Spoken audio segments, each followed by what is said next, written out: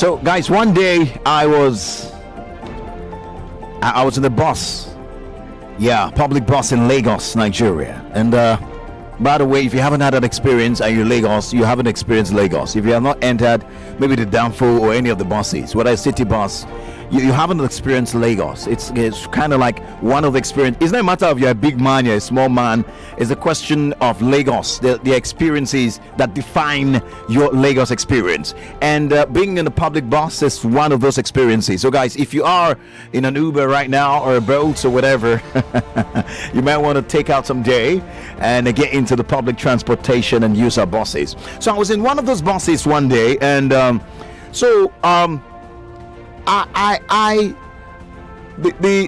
driver was acting as a conductor. So for guys who enter buses in Lagos, you know what I mean. It's always a problem.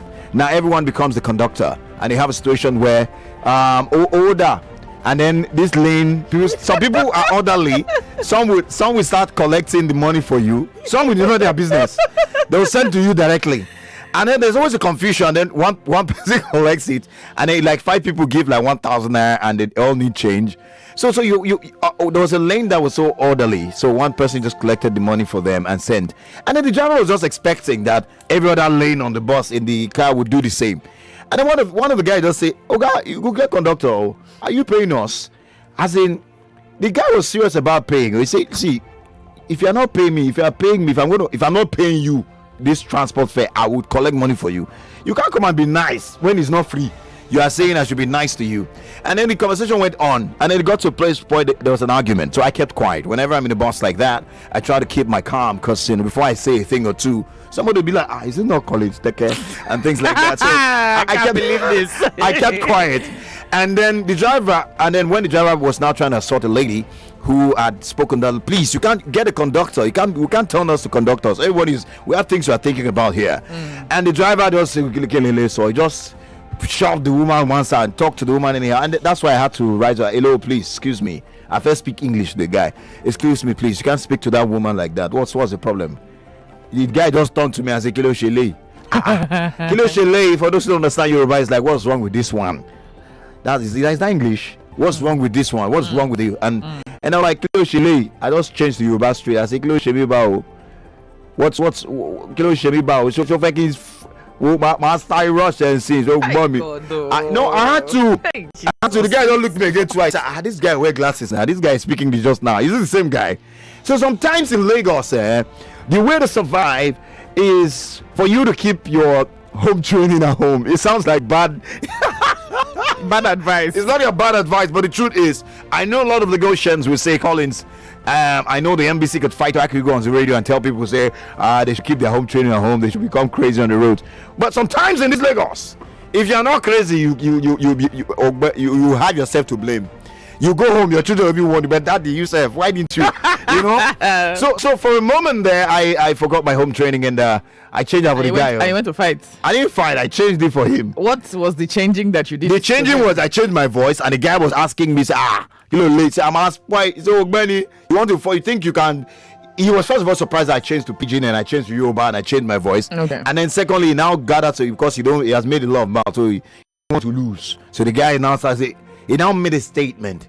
He said, "Well," he now said 1-on-1 is allowed though. Say, he said, "Collins," he didn't mention, he doesn't know my name. So he said, "Well, guy, I will just pack this bus now. I will come down. No, I will show you film. No. I can say, you show me film."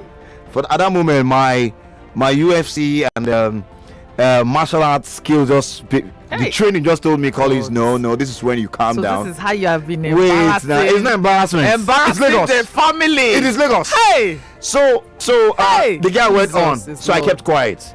So when we got to the bus stop, I now reminded him. I say, "Oga, you say 1-on-1 is allowed. We are here now."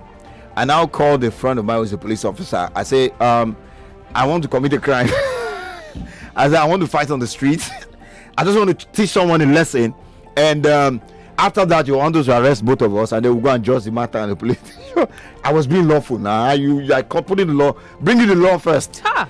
So when the guy saw that this was serious, so meanwhile, I just a pull leg. Nobody say I want fight true. This guy turned, he kneel down. No, for go to roundabout here, go to roundabout. The guy kneel down. No, he knelt down. It It was you, boss. Now joke at the joke.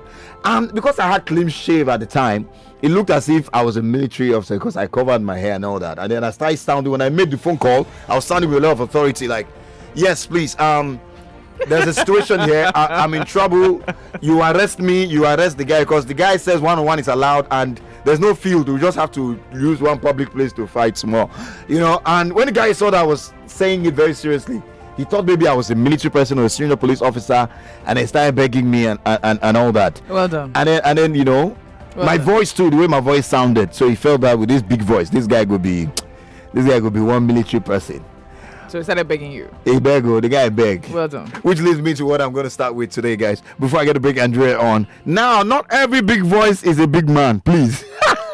Not every big voice is a big man. We'll get into that conversation someday. I had to share that experience. If you haven't had a Lagos boss experience, you are indeed missing out on the Lagos experience. It's a very long time that I had that.